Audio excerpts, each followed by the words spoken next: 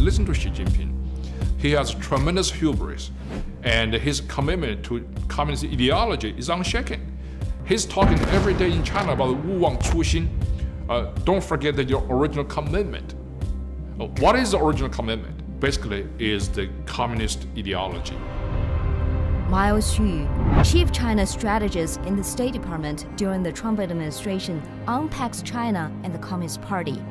The Chinese communist, Marxist, Leninist commitment to that kind of ideology to make China the leading force of the ultimate triumph of global socialism. America is a country of consequence. We're the country that was most generous whenever there is natural disasters in the world that occur. And the world has to have the United States at the forefront for freedom.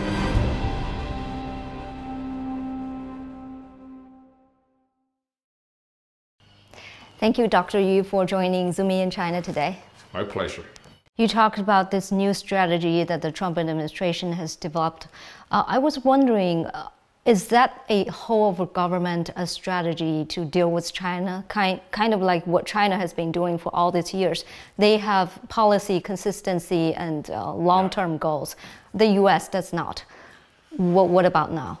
Okay, so United States is a country of diverse political interest groups, and the country does not really act on unanimity of opinions. And you have so many political forces at play at any given moment. So when we say whole of government, and is not the same as whole of society. Government and society are separated in the United States because of democracy. I can tell you though, it is whole of government. When I was in the government under the Trump administration, virtually every agency of the United States government, federal government, had a very clear understanding of the danger the Chinese Communist Party posed to the United States. And I think, under the leadership of President Trump and particularly Secretary Pompeo in the State Department, our foreign policy has a very clear understanding of the nature of the Chinese Communist Party and have a very clear understanding of what we're facing. So yes, there was a whole of government, but I have to qualify to say, to follow immediately though, that is, the United States government is limited in power because it is constitutional democracy. When we say whole of government, that doesn't necessarily mean that government can do whatever it wants. Right. We, as a government, cannot really tell, say, the companies in Silicon Valley what to do, what not to do, as long as they do not violate the U.S. laws. So I think, that is actually one of the major inadequacies of democracy, one of the challenges that democracy faces when dealing with totalitarian regimes. Right. The Chinese government, as you mentioned earlier, has total control of human and material resources. They could do a lot of things. Xi Jinping has been saying, 集中力量办大事. We can master all our forces and resources to do big things. And I think, that's a challenge. On the other hand, though, there's one advantage on our side. That is, this is a country of incredible creativity and ingenuity. Yes. We can all be one step, two steps ahead of our adversaries. And that has been proven true for the last 200 plus years. So we're not totally out of pace in our response to China.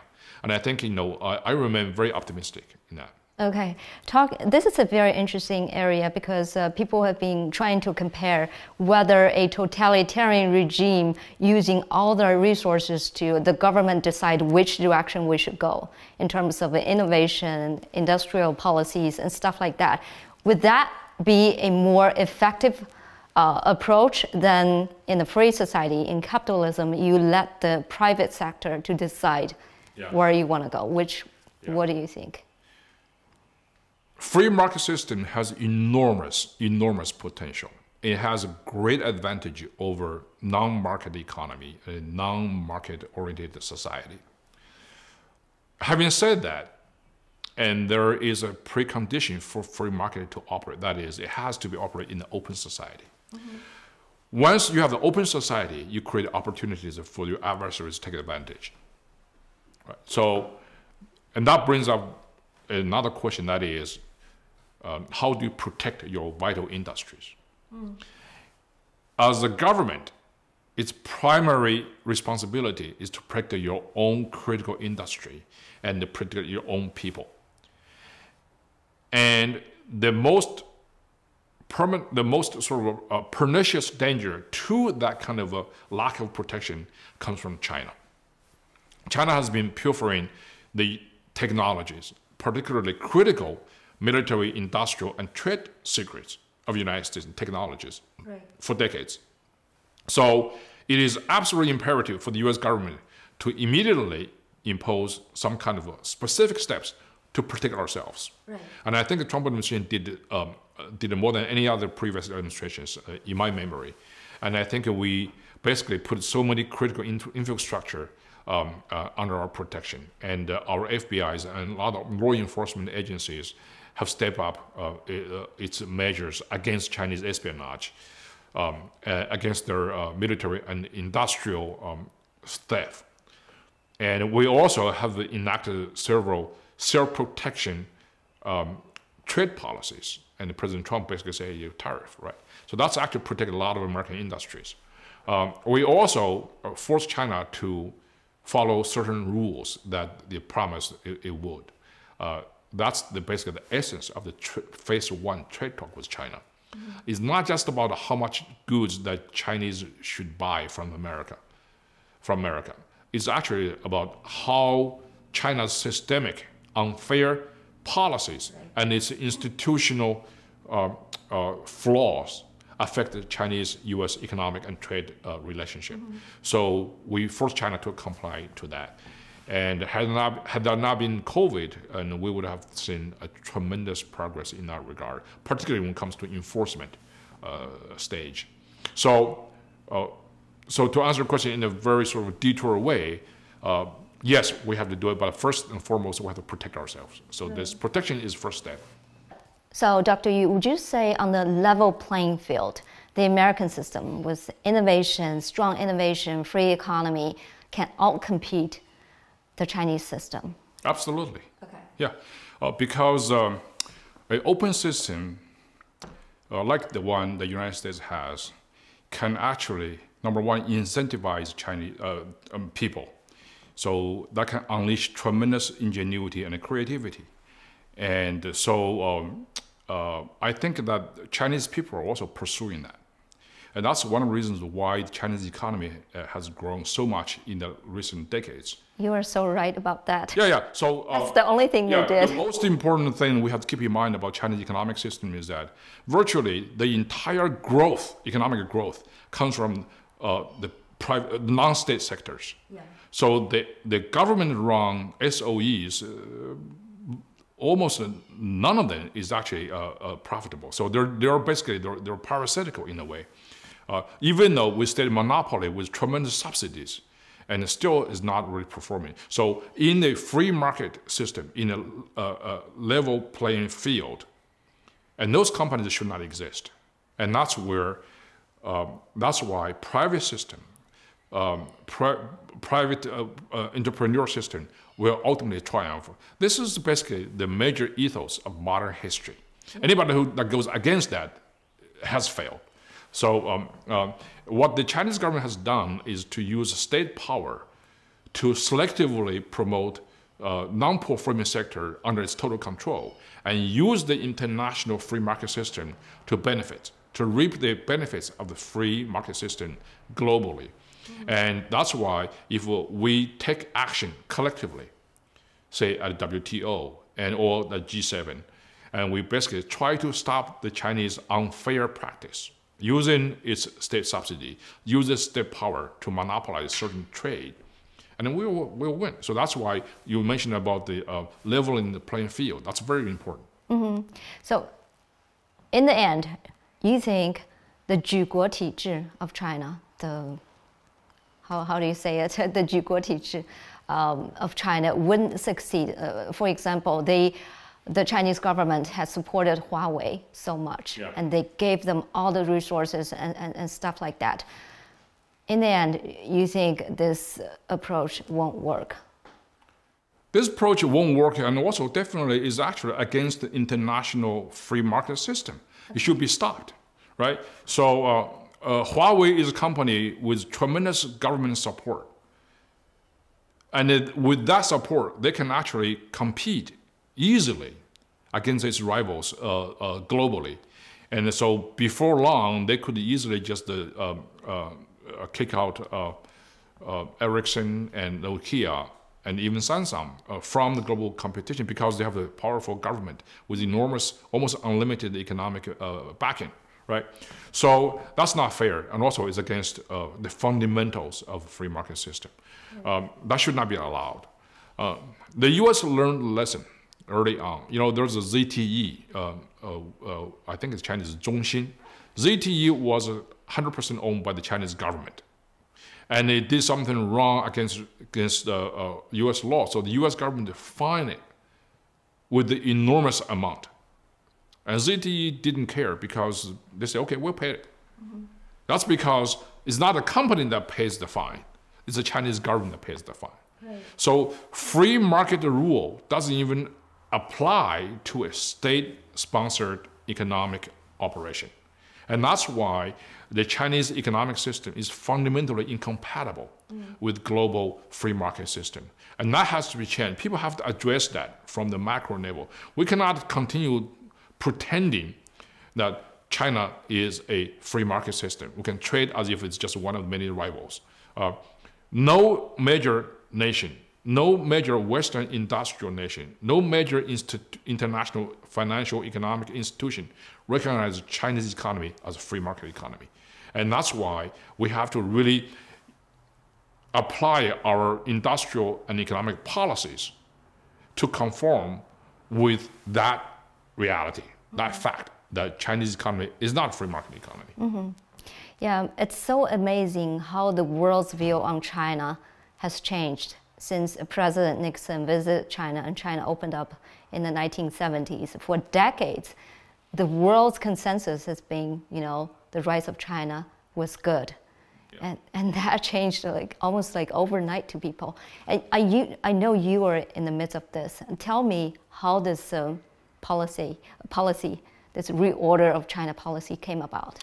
Okay, so I think the world has tremendous good wishes for the Chinese people. The rise of China actually is a great thing for the world. You have so many people who are now better off. They're engaged in economic operations globally. And so I think we all benefit from that. So since Richard Nixon's visit to China in 1972, the world has changed, as you said. Cold War is over. A global power realignment has occurred. So those were tremendous changes that we have embraced with great delight and glee. The coming of information age and the computer age and space, cyber. There's tremendous progress on the material level. But there are some also continuity and constancies that have not changed. And number one, the biggest consistency, biggest continuity is that China still is ruled by the same Marxist, Leninist political party. That party still embraces and practices exactly the same kind of controlling dictatorial mechanism in China as if China has not changed, right? So the fundamentals of China's political system remains the same, despite the fact that materially, economically, China has changed dramatically. So this probably is one of the biggest irony of our times. And also, that irony is very clearly felt, not only in China, but increasingly it's felt internationally, because as China rises economically, China's model of governance, the fact that China is still ruled by a Marxist-Leninist party with a innate control urge to rule the country with iron fist, and with this normal and what they consider as a regular and a normative methods, such as propaganda, united front, party system, and population control, and all those things is now spilling over to the international arena. Right. That's why people were looking at the rise of China with tremendous sense of uncertainty and even fear, because China's marching into the global stage is also at the same time, it also brings to the world something that China has been doing domestically for decades. And that's something that we cannot really tolerate. And during the Trump administration, this was felt very clearly.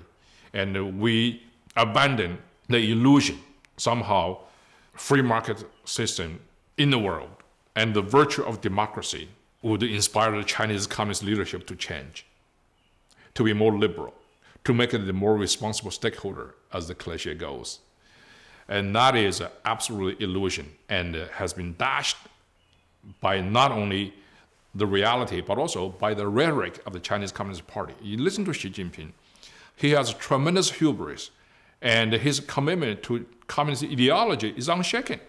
He's talking every day in China about Wu Wang Cu Xin. Don't forget that your original commitment. What is the original commitment? Basically, is the communist ideology, the Chinese communist, Marxist, Leninist commitment to that kind of ideology, that to make China the leading force of the ultimate triumph of global socialism. Mm-hmm. He makes these speeches all over the places, and it is actually foolish for the world, for policymakers, to ignore that reality and that rhetoric. So this is something that we have to realize, and I think during the Trump administration, under the leadership particularly of Secretary Pompeo, we at the State Department had the extensive discussion about all this, and I think we had a collective realization that something had to be done, and something had to be done because partly what we have been doing before had failed. Right. So that failure was not only recognized by the Republicans, but also by Democrats, right? Many of the Democrats who are now in power, in charge of Asian policy, were the first to come out and say, our engagement policy with China, with the hope that China would become more liberal, more like us, has failed. And that failure has cost them dearly. And now it's time for us to re-engage China from the totally different perspective. And we set up a new set of rules. Reciprocity, for example, is one of them. And we also focus on results, not just the banquet and dialogues. And so we see through that. And I think, we did a tremendous good to the American people. Right. I'm just curious, when did you start to say China is still ruled by a Marxist, Leninist power? Because I think just a few years ago, probably a big percentage of the American leadership or the world leadership would not buy that. They think, China's already changed. When did you start to say that, and then people start to accept? Well, we say that, when I went to the State Department, and I worked with Pompeo, and soon after that, we had some discussions, and he began to use those terms. It's a little bit surprising to me, because Americans were generally, in general, averse to using terms like Marxist-Leninist Party to designate something that they were familiar during the Cold War. They had this unrealistic realization that with the downfall of the Berlin Wall, communism was over. Marxism-Leninism no longer fashionable. Now, I have to say, in China, that is true, because most people, majority of people in China, among the people, they don't believe in Marxism-Leninism anymore. They were very enthusiastically pursuing all the major status symbols of bourgeois lifestyle, right? Cars, housing, fancy clothes, and major Western brands of clothing and sportswear. So those things were basically what occupied ordinary Chinese people. But the Chinese people are powerless in China. The people in charge of the whole big country, the people who controls all the assets in China, is a very small, relatively small group of Chinese Communist Party elites. They are the die-hard believers of Marxism and Leninism. They are the ones who decide where the country goes, and they have total control of information. The information actually is very important for us to understand, because the information control, the firewall is so complete that ordinary Chinese people do not have a diverse sources of information frame to make their judgment very accurate. So they're bombarded with disinformation by the Chinese government propaganda machines. With that, obviously, their judgment inside China is not very accurate sometimes, particularly when it comes to issues like Uyghurs and like the U.S. true intention of engaging China. And so everything related to the United States is being misinterpreted and misinformed, deliberately misinformed, I would say. So they weaponize the information. And I think that's one of the things that we really have to make a distinction. On number one, the Chinese people no longer believe in Marxism or Leninism. On the other hand, the group of people that really matter in China do believe it. So that's why we make our policy, we talk about the Chinese Communist Party. You pay attention closely to what Secretary Pompeo's speeches when he was at the State Department. He always referred to the Chinese government as Chinese Communist Party. Right. The party controls the government. Yeah. That's very accurate. He always refers to Xi Jinping as General Secretary of the Chinese Communist Party. He never calls him president. In the same way that we never call, during Reagan years, for example, President Reagan never called Gorbachev the president of the Soviet Union. He was always General Secretary Gorbachev. And that's very accurate. And I think, we're not trying to ideologicalize the reality. We're just trying to describe the reality accurately. Right. That's what Xi Jinping is. So we based our China policy on something that's very accurate, somewhat realistic. And I think we did a good thing. You mentioned President Reagan. I think what I think about President Reagan was, the Biden administration talks about, working with allies. And for majority of the people, I think they are all for working with allies. But I think working with allies and working with allies could be different. So you could have a Reagan mentality where you believe the Soviet Union is the evil empire, with the name of the game being we win, they lose. Or you could have another mentality where you think China is only a normal rival. So you compete with them in some areas and work with them in others. Yeah. When dealing with today's China, dealing with today's Communist Party of China, which mentality do you think we should adopt? I think, President Reagan was a great president for a number of reasons. One of the most important ones, I think, is because of his ability to communicate with the American people some very fundamental truth, not only about America, but also about America's opponents, right, adversaries. He called the Soviet Union an evil empire, and he told Americans why. And that ability to communicate with the American people in unambiguous terms, and that's very important. And I think American presidents should really learn from him. That's why he was called the great communicator. So that's number one. Number two, about working with allies. The funny thing is, if we keep talking about working with allies, we may run the risk of shirking Americans' responsibility as a leader of world democracies. For whatever reason, you like it or not, America is a country of consequence. We are a big country. We lead in the world in many, many ways, not just economic, not just the military powers, but also we are the most outspoken country against human rights violations globally. We're the country that was most generous whenever there is natural disasters in the world that occur. We're the country that use our tremendous commitment to global peace to make sure that bloodshed will be minimized, right? So our outreach is global. If we keep talking about working with allies, sometimes people just use it as an excuse not to lead. Not to decide. We have to be really cognizant of the Americans' leadership role. And the world has to have the United States at the forefront for freedom. And this is basically the history of the world for the last over 100 years has proven this, right? So we have to work with the allies, but we have to take the lead. Right, you have to balance those two. You have to balance the two. Allies are enormously important for us. And it is also a complete misstatement.